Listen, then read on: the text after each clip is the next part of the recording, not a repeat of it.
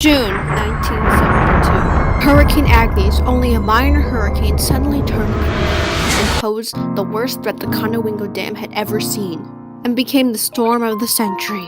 It was the highest stream height ever recorded and forced all 53 floodgates to be opened, allowing sediment to pour out 400,000 cubic feet per second, choking organisms and devastating the health of the bay. This is one of many, many reasons why the Conowingo Dam drastically changed the future of Maryland in a dreadful way.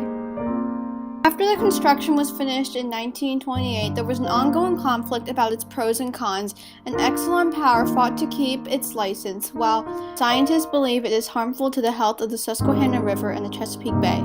It was the Roaring '20s when electricity was changing lives, it illuminated homes, and sent Americans on the move. The use of electricity was doubling every 6 years. Because of this huge change, it demanded engineers to look for more forms of electricity that were cheaper, and so the country turned to nature and sparked the idea of the Conowingo Dam. The authorization of the Conowingo project has my complete approval. The construction work will give employment to thousands of Maryland people and will measurably increase the revenues of the state. Maryland Governor Albert Ritchie. Most people loved the idea of the Conowingo Dam, but there was a great deal of opposition in the 1926 election. Many were against the dam because it would be built by Philadelphia Electric Company, an Exelon Power company, and Philadelphia, not Baltimore, would get the profit. The opposition argued that Baltimore was already getting electricity from Holtwood Dam, so there was no need for the extra electricity from Conowingo. The issue was settled when Governor Ritchie squared off with Edison E. Mulligan, the leader of the opposition. Mulligan kept arguing about how Baltimore got nothing, but Ritchie's strong argument about the immense amount of tax revenue made his argument firm. And so he won.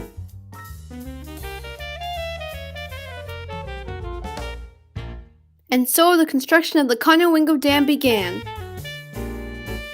March 1926. Although the Conowingo Dam construction brought thousands of jobs, many workers suffered disabling injuries handling high-voltage electric lines, tumbling from high elevations, managing explosions, pouring concrete, and much more. There's no way of telling how many men were killed on the job.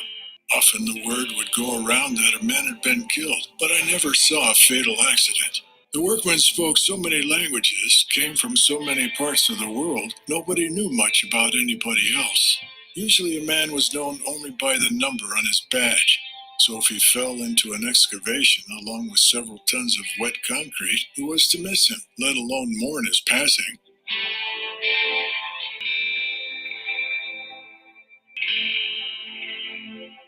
Alfonso Fortier, killed at Port Deposit unloading freight cars. Just 3 hours on the job. Hunter Bettis, drowned. William Elliott, caught in conveyor belt of stone crusher. Alvin Prather, injured when a freight train jumped the rails. Crushed right leg amputated, left leg double fractured. Stephen Collins from Baltimore.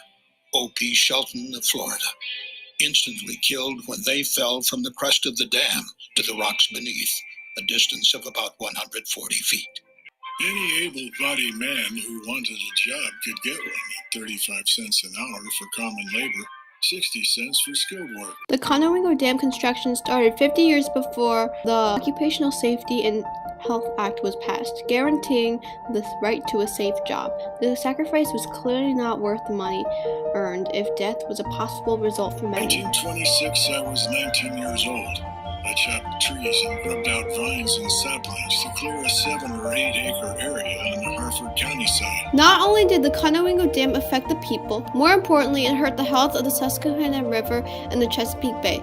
Clearing many acres of forest during construction was only one of many negative effects the dam had on the environment. The workers were trying to hurry construction before the spring floods, but the deforestation of trees would make the floods even worse by not absorbing most of the water and letting it run off. The biggest concern that really got environmentalists worried about the dam was the effect on fish populations upstream. Shad and rockfish are critically important to the Chesapeake Bay ecosystem, and also for fishermen. The rising and falling of water depleted oxygen below the Susquehanna River, devastating the Chesapeake Bay ecosystem. The number of shad dropped significantly. In one population survey, there were only 4,000 shad when there were usually countless amount of shad. The river is at its lowest in the summer because the 14-mile pool behind the dam fills up, which kills juvenile shad and rockfish, both important to the ecosystem. The fish consume all the oxygen in water downstream and die. The dam is only on when electricity is needed. If the dam is shut off, the river below the dam becomes barely a stream, and there's not enough water for the fish to survive. Fish also had a problem when migrating upstream for spawning because the dam was blocking their path. The problem got so out of hand that it started a feud. In 1980, the federal government granted Exelon Power a new 50-year license while acknowledging the dam's environmental impact. So, Maryland's environmental authorities requested the Federal Energy Regulatory Commission, or FERC, to enforce a minimum flow requirement to maintain oxygen levels required by the state. The FERC said that more studies would have to be done, and so did Philadelphia Electric Company, because since 1966 they have been a generator of, quote, peaking power, and that the only electric plants that can be switched on and off to provide electricity in high demand is oil-fired and hydroelectric plants, and oil is much more expensive than hydropower. In 1979, Exelon estimated the cost of maintaining flow above the minimum requirements to be $3.8 million and thought it was too high without enough study. Maryland's natural resource officials were frustrated when FERC would only acknowledge the dam's negative effect and not do anything, so they requested a fish ladder that would cost millions to build to help bring back the populations of migratory shad as a compromise so Exelon could keep its license, and instead of Exelon paying $4,000 in compensation for damages. But it would be worthless because fish don't have legs and it is extremely difficult to lift themselves up a ladder, which is why in 1991 a fish lift was built to bring back the fish. The fish lift really worked because the shad population increased to 120,000 versus 4,000 in 1984. It's a step up in the right direction, but it's even more important to fix the water because if the water's not right, then $12 million would be a waste.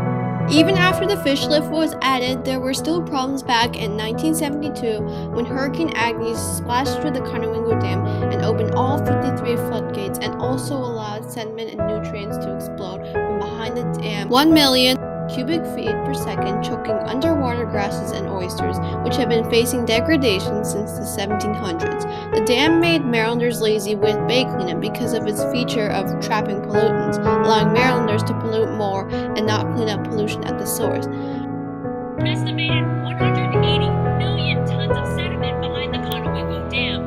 To put that in perspective, that's enough to fill 80 M&T Bank stadiums. Unfortunately, Hurricane Agnes hit right when the bay grasses were just sprouting. Plus, nutrients and sediment levels behind the dam created disaster for the record books.